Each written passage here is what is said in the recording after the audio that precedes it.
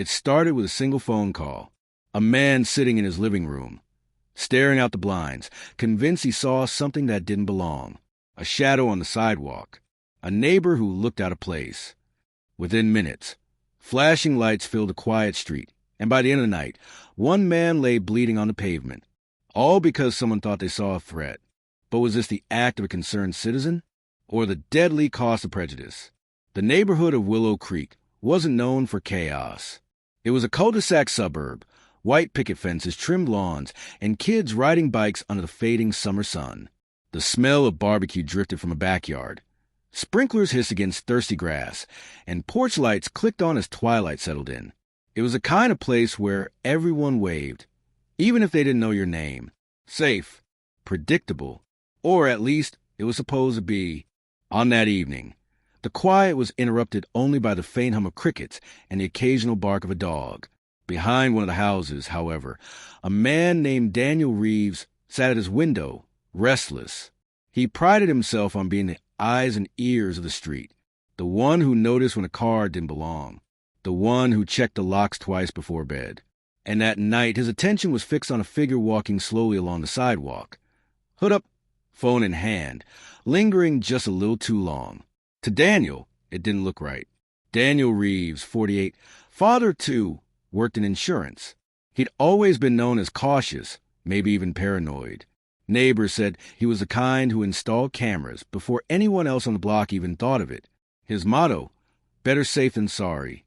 But some saw him differently, overly suspicious, too quick to assume the worst.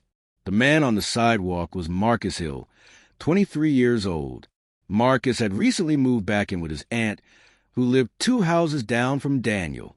He was a college student, studying computer science, and had just gotten back from an evening jog. He stopped to reply to a text message on his phone, unaware that someone was watching from behind drawn curtains. Marcus wasn't a stranger in Willow Creek. His aunt had lived there for years, and he visited often as a child. But now, as a young black man moving through a predominantly white neighborhood, his presence was seen differently by some, especially by Daniel, who watched him with suspicion. Daniel picked up the phone. His voice was calm but firm as he spoke to the 911 operator. There's someone in the neighborhood who doesn't belong here. He's acting suspicious, looking into houses, loitering. The dispatcher asked for details. Daniel described Marcus, his hoodie, his movements, his nervous behavior. The truth was simpler. Marcus was checking his phone and catching his breath after a run. But once words like suspicious and possible prowler were recorded, the machinery of law enforcement was set in motion. Minutes later, sirens cut through the quiet evening. 2 patrol cars pulled onto the block. Their headlights washed over Marcus, who looked up, startled. Within seconds, officers stepped out, hands already near their belts. "What are you doing here?" one demanded. Marcus explained this was his aunt's neighborhood. He lived just down the street. He had gone out for a jog. But the officers weren't convinced. Tension grew. Neighbors began peeking out their windows, watching the blue and red lights flicker across their lawns. Some grabbed phones and started recording. Then came the moment everything changed. Accounts differ on exactly what happened. Some say Marcus reached into his pocket to show his ID. Others claim he pulled out his phone to call his aunt. But to one officer, the movement was too fast, too uncertain. A shout, gun, a split-second decision, a flash, a gunshot cracked the night. Marcus fell to the pavement, clutching his side, gasping. The phone he had been holding skittered across the ground. Screen cracked. There was no weapon, just a young man bleeding because someone thought there might be. The neighborhood erupted in chaos. Marcus's aunt came running down the street, screaming his name, pushing past the yellow tape that was quickly going up. Daniel watched from his window, pale, phone still in hand. He hadn't expected it to go this far. He told himself he was only trying to keep his community safe. Within hours, the story hit local news. Headlines framed it in 2 ways. Suspicious man shot after police response to neighbor's call versus unarmed black man hospitalized after mistaken identity. Social media lit up. Protesters gathered outside the police department. And in Willow Creek, a community once defined by peace was now split down the middle.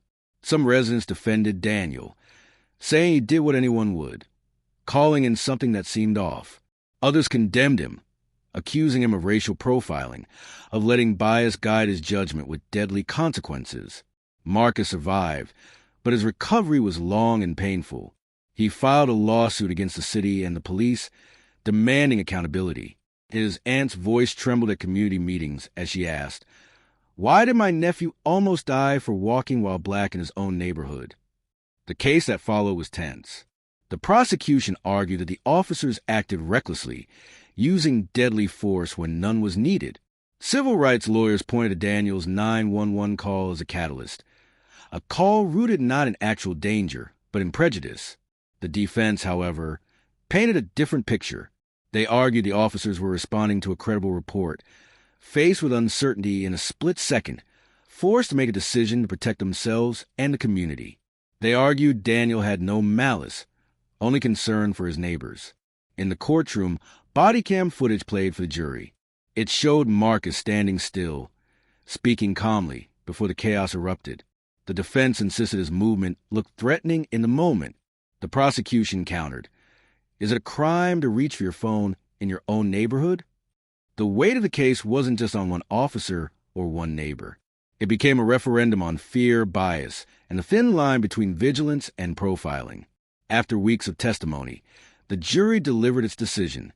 The officer was cleared of criminal charges but faced disciplinary action. Daniel, the neighbor who made the call, faced no legal consequences, only the court of public opinion. To some, he was still a watchful protector. To others, he was the reason a young man's life was nearly cut short. And so the question remains, was Daniel Reeves a concerned citizen doing his duty, or was his suspicion fueled by prejudice that turned an innocent evening into a nightmare? Should the blame fall on the neighbor who dialed the phone, the officers who pulled the trigger, or the system that made this ending all too predictable? Guilty or not? Thanks for watching another episode of Guilty or Not. Subscribe for more stories where the line between safety and injustice is blurred, and tell us in the comments, was this neighbor protecting his community or destroying it?